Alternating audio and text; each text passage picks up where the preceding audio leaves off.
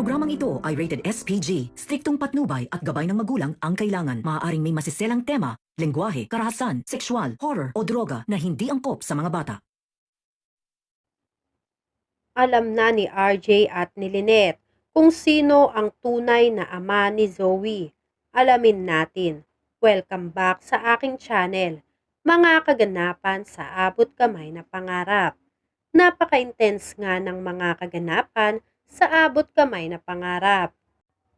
Sa Apex, RJ naghihinala na kay Zoe na talagang may alam na ito sa pagkatao niya, kahit noon pa man. Kaya nag-usap silang dalawa ni Lynette na baka tama nga lahat ng sinabi ni Eric kay Giselle na matagal nang alam ni Zoe ang lahat pero hindi sinasabi nito sa kanila. Dahil nung oras nga na kinompronta ni RJ si Zoe, ay halatang may tinatago nga si Zoe dahil sa mga kinikilos nito. Nag-isip ng malalim si Lynette.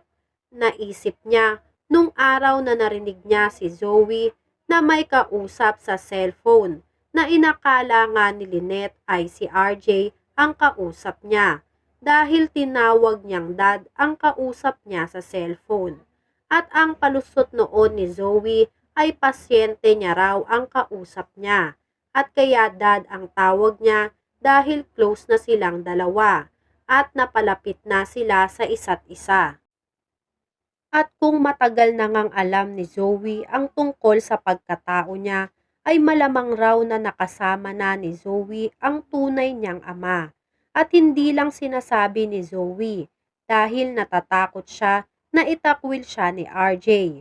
Kaya naman mas pinili na lang ni Zoe na itago sa kanilang lahat. Iniisip ni RJ kung sino pa ang ibang lalaki na napalapit kay Moira noon. Naalala ni RJ na isa si Doc Carlos sa naging malapit kaunti dito kay Moira. Lumakas ang kutob ni Lynette. Naisip ni Lynette nung panahon na magkasama pa sila ni Doc Carlos. Laging nahuhuli ni Lynette si Doc Carlos, nakausap itong si Zoe. At si Doc Carlos lang daw ang hinihinga ng tulong ni Zoe sa tuwing may problema ito. Pumasok bigla sa isip ni Lynette na what if kung si Doc Carlos ang tunay na ama ni Zoe. Napahinto si RJ at si Lynette. Dumating si Morgana at nakisabat sa usapan nila. Pinagtanggol ni Morgana si Zoe. Pinaghinalaan pa rin daw ni RJ at Lynette ang pamangkin niyang si Zoe. At ngayon raw ay si Doc Carlos pa ang pinaghihinalaan nila na ama nitong si Zoe. Kaya nagalit si Morgana. Sinabi ni RJ na gusto lang nila na malaman kung sino ang ama ni Zoe. Sinabi ni Morgana na kahit itanong pa nila si Doc Carlos ay wala silang mapapala dahil hindi si Doc Carlos ang ama ni Zoe. At isa pa ay hindi na rin naman nila makakausap pa si Doc Carlos dahil wanted na nga si Doc Carlos. At nagtatago na nga si Carlos sa dami ng atraso niyang ginawa. Nagtataka si Lynette at RJ kung bakit parang todo kung magtanggol si Morgana kay Zoe. Gayang-gaya ang galawan ni Moira noon sa tuwing pinag-uusapan ang anak na si Zoe.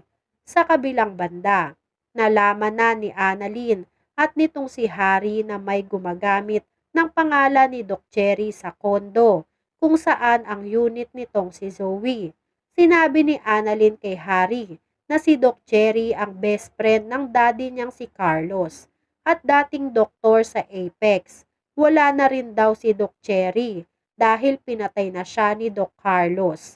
Kaya nagtataka si Annalyn kung paano pa nakapag-check-in si Doc Cherry sa kondo nito. Samantalang patay na nga ito.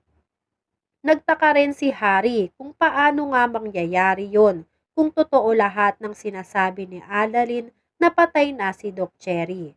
Nagtanong si Annalyn sa receptionist kung po pwedeng malaman kung saan nag-check-in ang nagngangalang Doc Cherry. Pero hindi raw pwede sabihin sa kanila dahil may sinusunod silang rules na bawal magbigay ng kahit anong impormasyon sa guest nila.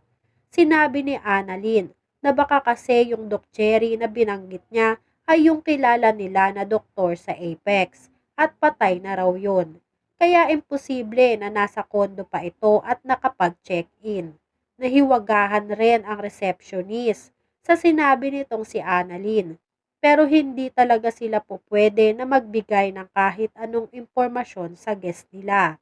Kaya nag-iwan ng malaking katanungan kay Annalyn kung ginagamit ba talaga ang pangalan ni Doc Cherry. Pagkatapos magpirma ni Annalyn sa logbook bilang guest nitong si Zoe, nagtataka si Annalyn kung bakit hanggang ngayon ay wala pa rin si Doc Kim at hindi pa nakakapagsundo o nakakasunod sa kanilang dalawa ni Harry.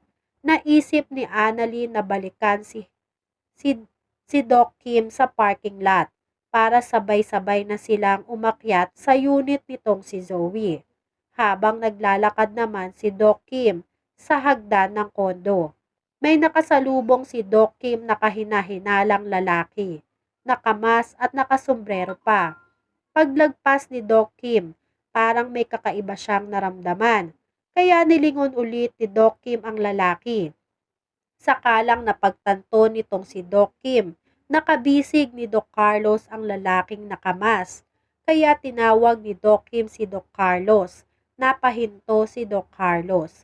At nang malaman ni Doc Carlos na si Doc Kim ang tumawag sa kanya, ay agad siyang tumakbo palayo. Hinabol naman ni Doc Kim si Doc Carlos. At nang maabutan ito ni Doc Kim, ay hinawakan niya si Doc Carlos. Inalis ni Doc Kim ang mask ni Doc Carlos. Sinabihan ni Doc Kim si Doc Carlos na magbabayad pa siya sa lahat ng mga ginawa niyang kasamaan. Kaya hinding-hindi na siya makakatakas pa kay Doc Kim. Pero malakas masyado si Doc Carlos. Nakawala siya kay Doc Kim. Sinakta ni Doc Carlos si Doc Kim. Naiwang walang malay si Doc Kim. Tumakbo na palayo si Doc Carlos para takasan si Doc Kim. Habang paalis si Doc Carlos ay nakasalubong niya si Annalyn. Nagimbal si Annalyn nang makita si Doc Carlos.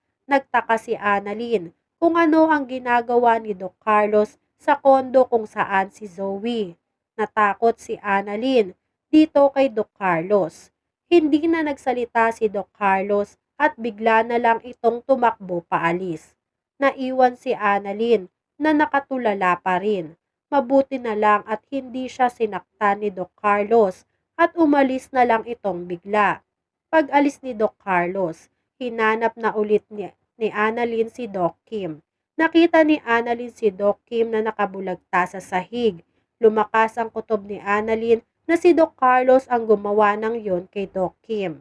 Nagising na si Doc Kim. Tinanong agad ni Annalyn kung ano ang nangyari sa kanya.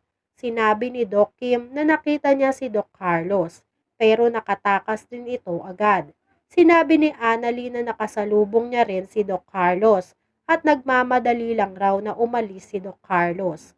Nagpasalamat si Doc Kim na safe si Annalyn at hindi siya sinaktan o kinuha ni Doc Carlos. Ano kaya ang magiging reaksyon ni Harry kapag nalaman niya na nandun din mismo sa lugar na yon si Doc Carlos, o magkakaharap kaya muli si Doc Carlos at si Harry? Yan nga ang mga kaganapan at mga dapat nating abangan dito sa Abot Kamay na Pangarap. Kung gusto nyo pa ng magantong klaseng video ay mag-subscribe at i-like itong video na to. Maraming salamat po. I got you!